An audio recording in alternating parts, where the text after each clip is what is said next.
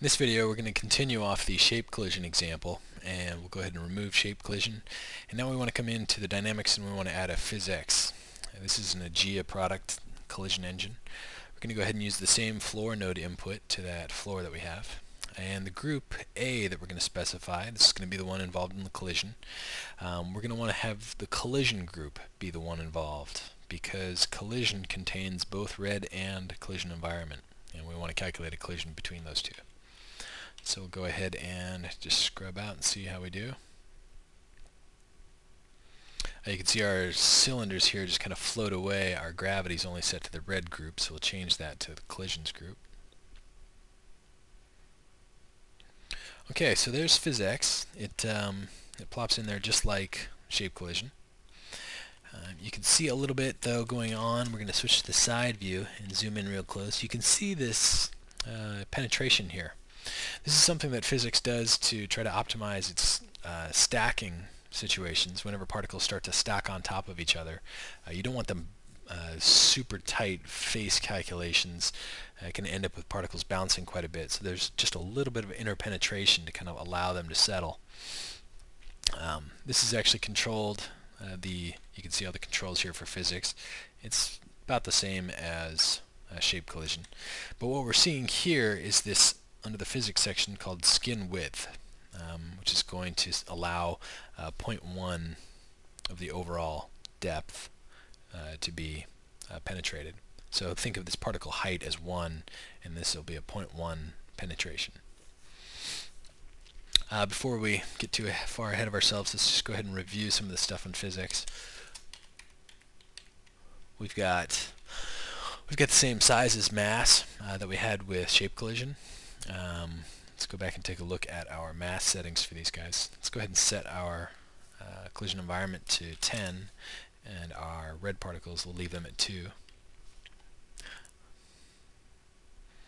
So you can see that those purple cylinders not being affected a whole lot. But if we were to set our red particles to 30, then they're definitely going to outweigh those. You can see how everything kind of falls and eventually settles and stops. That again is because of these velocity threshold and rotation threshold. And what these will do is it's going to tell the particle, hey, you're not moving fast enough, you're not moving at least 2.5, you're not rotating at least 90 degrees per sample. And so we're going to go ahead and freeze you out of the simulation. And remember, if you do want to wake them up from the simulation, you're going to want to turn on Activate All. Okay, back up to the top of PhysX. So size is mass. We can have it go ahead and ignore these actual mass settings, and instead just go ahead and base it off the particle size. We also have the same controls that we did for shape collision for the floor, except with the exception of restitution here.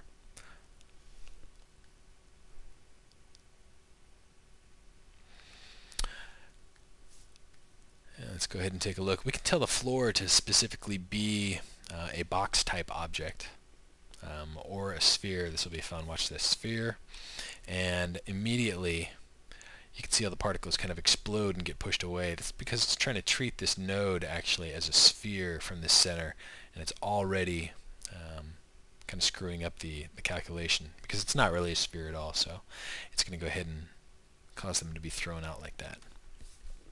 Let's go ahead. If you have a very large floor mesh you want to use and it's convex mesh, go ahead and set convex. Otherwise, go ahead and just use triangle mesh, which is going to do a face-by-face evaluation. And if it's a highly detailed mesh, you're going to want to turn on optimize, and then you're going to want to go ahead and use these optimize controls to set like differences between the face angles and optimize those. Optimize open edges. How aggressive are you going to set that optimization? Not aggressive at all. Very aggressive. The default of 0.1 is usually good. Maximum edge length, as it optimizes the meshes, it's going to set a maximum edge length that it can use before it will automatically stop and start a new kind of evaluation. These are all to, if you end up with a very complex mesh to use. And of course preserve smooth boundaries for smoothing groups.